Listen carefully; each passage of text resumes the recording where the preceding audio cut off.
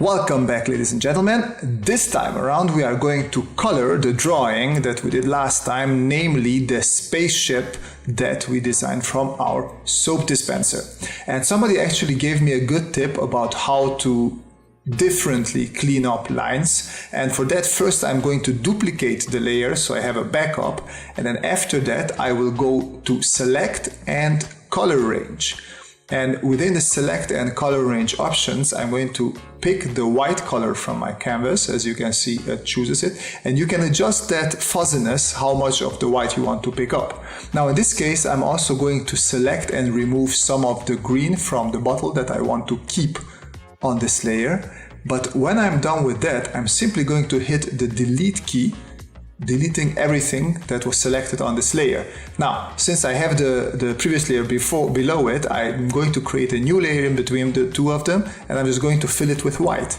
And there you can see the white really pops. Well, not just the white, but also the lines pop. So what I can do is duplicate the layer on top and just put it on multiply and erase on this layer everything that are not my lines.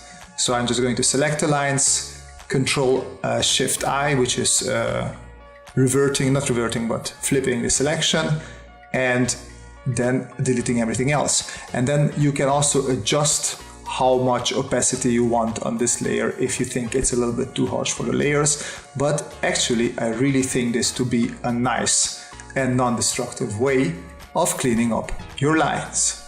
Now, for the rest of this recording, I'm going to speed it up a little bit.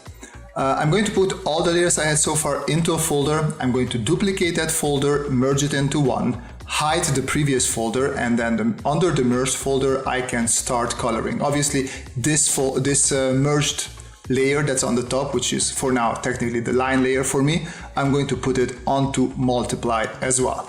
So I'm just going to do the select everything that I want to color, and I'm going to fill it with color with a good old lasso tool. As I mentioned several times before, it is good to know that if you hold down Alt, you can switch between the polygonal lasso tool and just a normal lasso tool. So just play with that a little bit around and you'll see how that works. As for the rest of the process, you pretty much know how I work. I like to choose a light direction and just apply the shading as it fits. Maybe something that's a little bit different here that's worth noting is that I'm working in black and white, so I'm only using values from dark to light. I'm not using colors yet. And I decided this because I just wanted to make it as quickly as possible. And in the end, I will just put a color layer over it. But this is an interesting and quite a fast technique usually, and it's also more comfortable for people like myself who are not that good with color. And it's just, you can really, with the values, you can build up your volumes of whatever you're drawing and give them the light side, the darker side, and also a little bit of highlights here and there. And then when you have this gray layer done, or value layer done, you just put a color layer over it. So basically a new layer, you set the properties of that layer to color, and then you just choose any color you like and you start going over it. If you would like to skip forward to that point, I would say just scroll to minute 6:26, namely that's where I start coloring.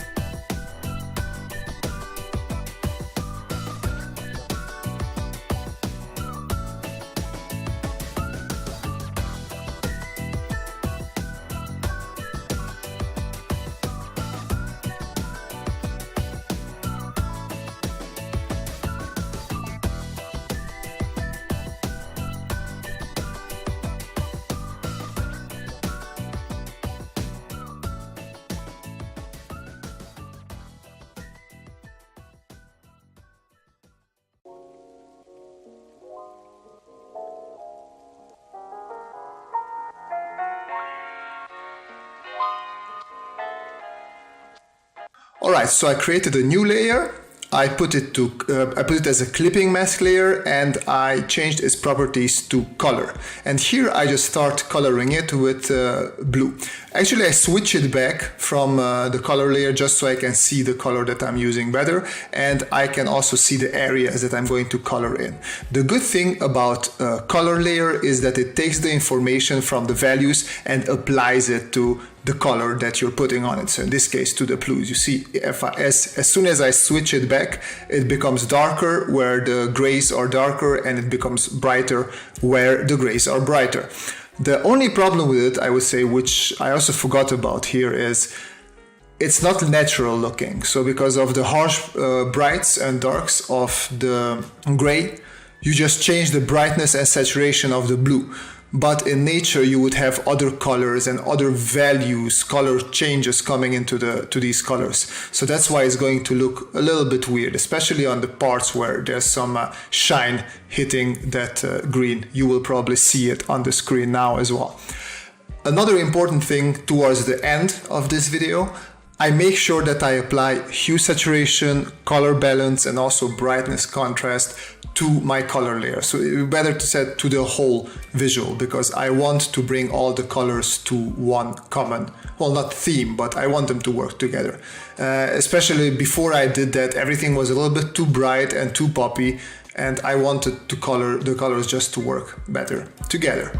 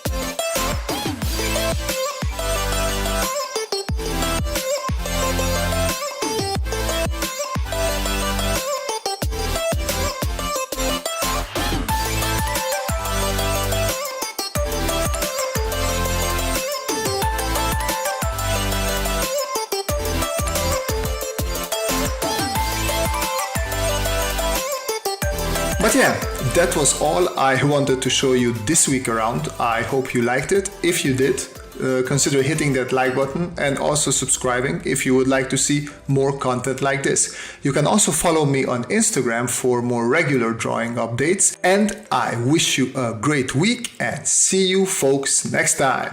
Bye bye.